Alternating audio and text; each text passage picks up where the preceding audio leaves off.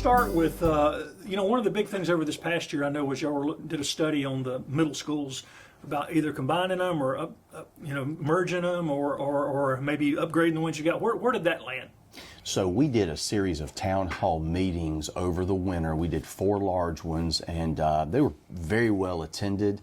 The big feedback we got back, and what we shared with our community, is kind of the cost associated for fixing up these 2 schools. Both of our middle schools, the core was originally built back in the 50s. They've been added on to several times.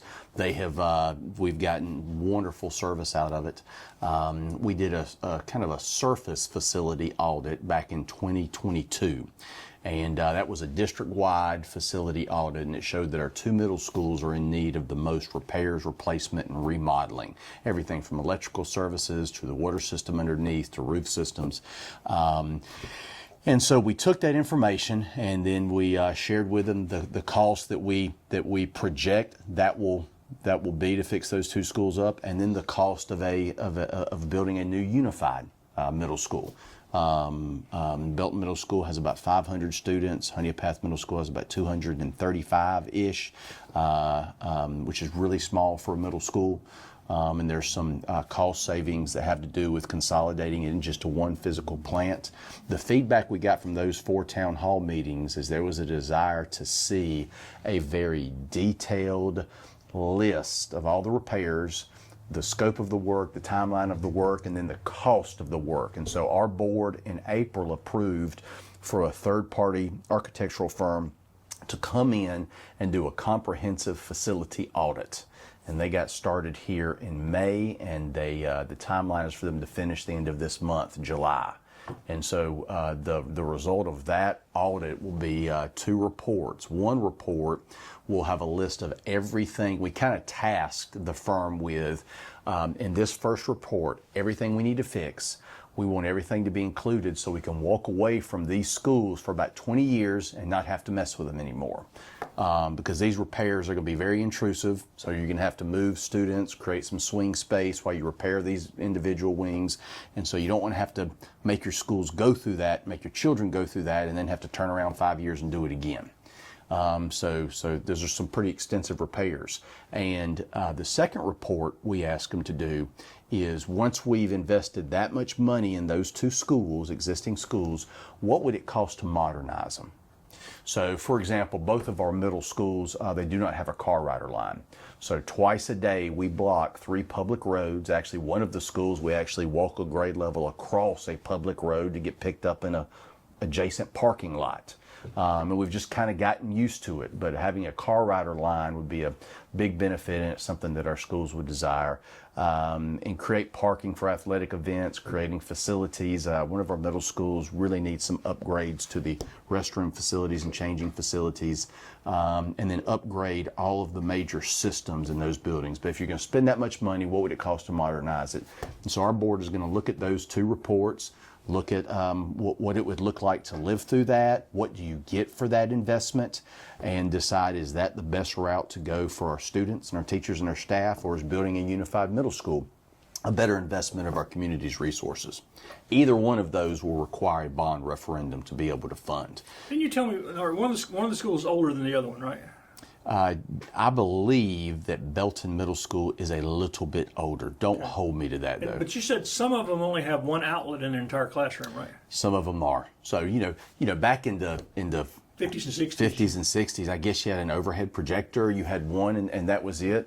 Whereas now we've got an entire, bank of Chromebooks being plugged up, and plus you've got the instructional equipment that the teacher uses that just makes the ability to teach and to show examples and to be able to illustrate to the students the relevancy of what they're doing in class. It just makes it so much easier and so much more relevant.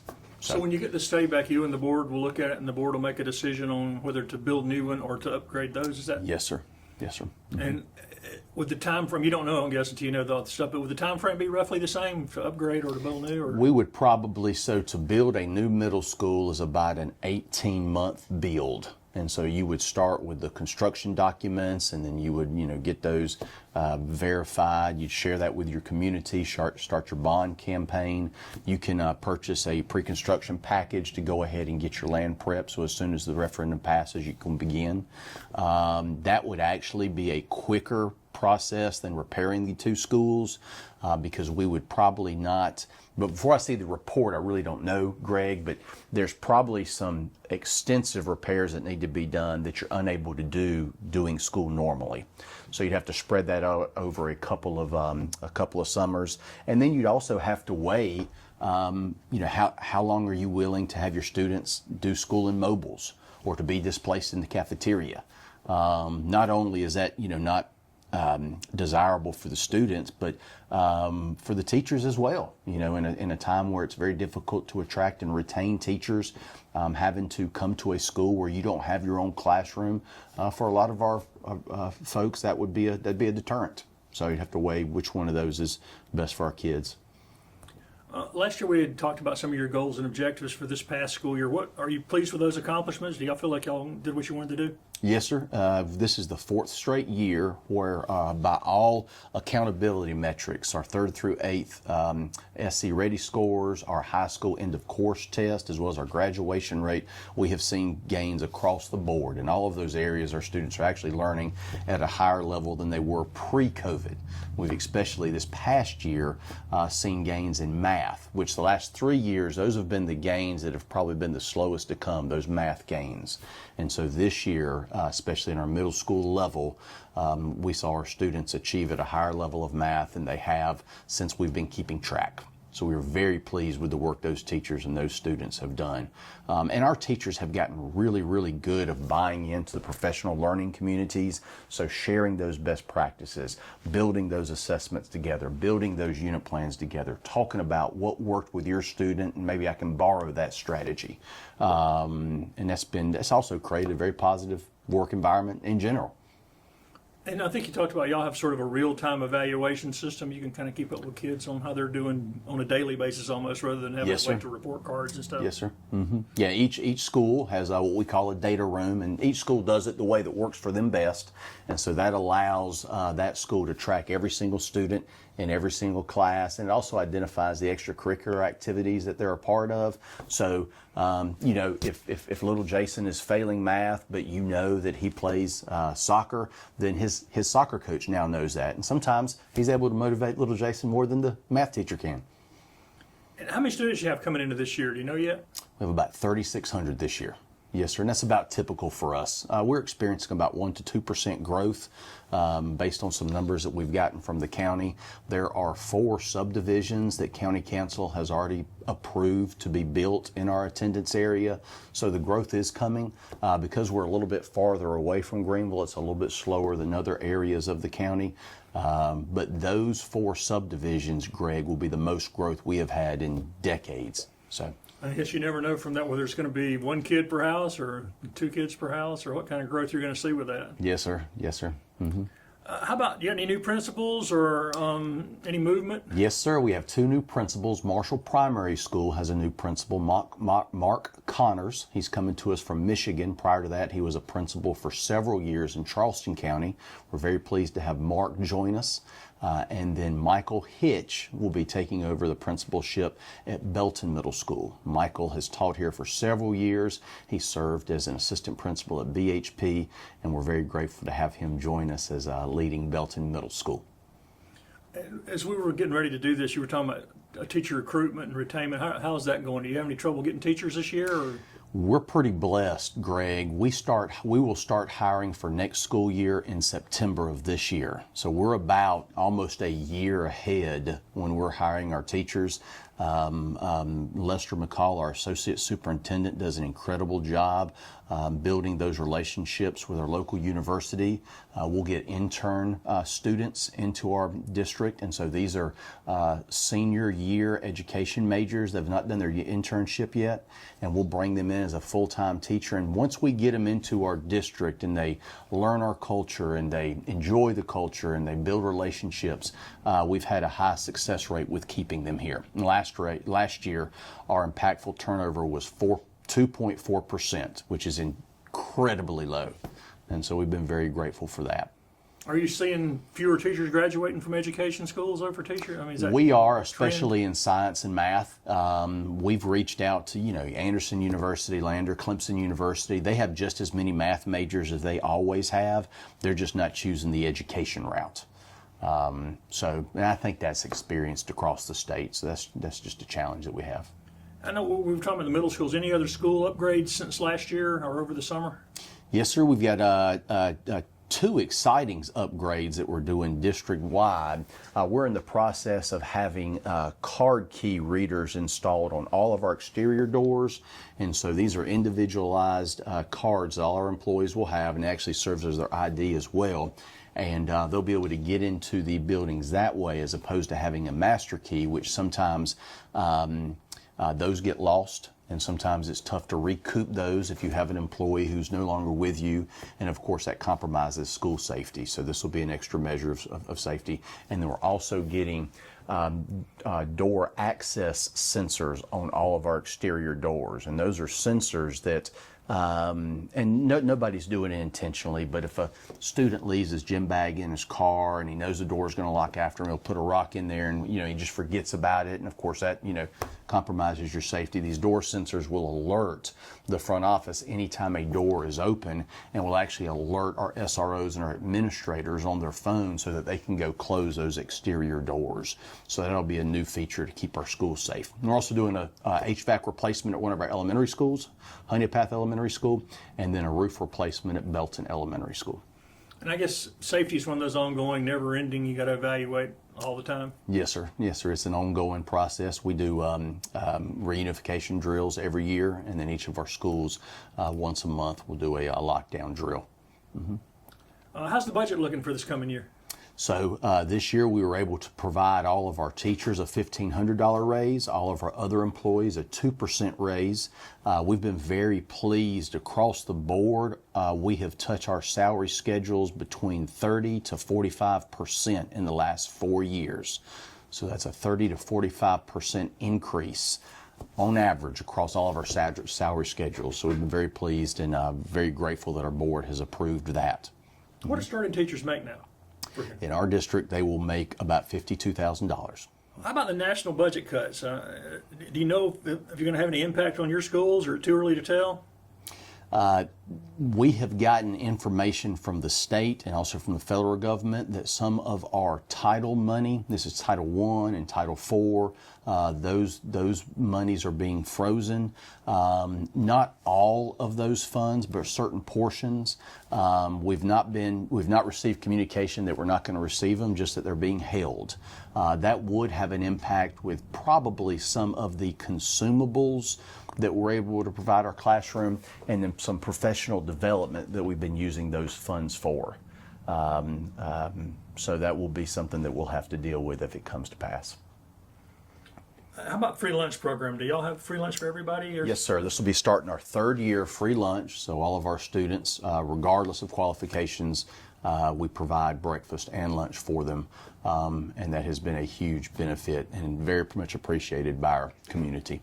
You talk about that being a huge benefit.